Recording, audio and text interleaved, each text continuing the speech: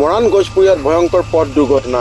ৰং ছাইডেৰে অহা স্কৰ্পিঅ' বাহনৰ খুন্দাত প্ৰাণ গ'ল দুজনৰ। মৰাণৰ গছপুৰীয়াত 4 লাইনযুক্ত ৰাষ্ট্ৰীয় ঘাইপথত সংঘটিত হৈছে ভয়াৱহ পথ দুৰ্ঘটনা।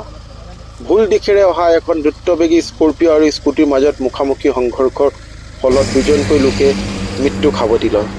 AS04R2099 নম্বৰৰ স্কৰ্পিঅ' বাহনখন আৰু AS04AG0960 নম্বৰৰ স্কুটিখনৰ মাজত এক ভয়ংকৰ পথ দুৰ্ঘটনা সংঘটিত হয়। স্কৰ্পিঅ' বাহনখনে ৰাষ্ট্ৰীয় ঘাইপথৰ ভুল দিশেৰে আহি থকা স্কুটিখনত প্ৰচণ্ড জোৰকৈ খুন্দা মাৰে। ফলত স্কুটিখনত থকা আৰোহী 2জন মৃত্যু হয়।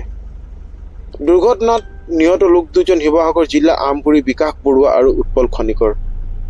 জানিব পৰা মতে, ঘটনাৰ খবৰ পোৱাৰ লগে লগে জাজজ চক্ৰ বিষয়া কুইন গগৈ আৰু আৰক্ষী দল ঘটনাস্থলীত উপস্থিত হয় আৰু যাৱতীয় ব্যৱস্থা কৰে।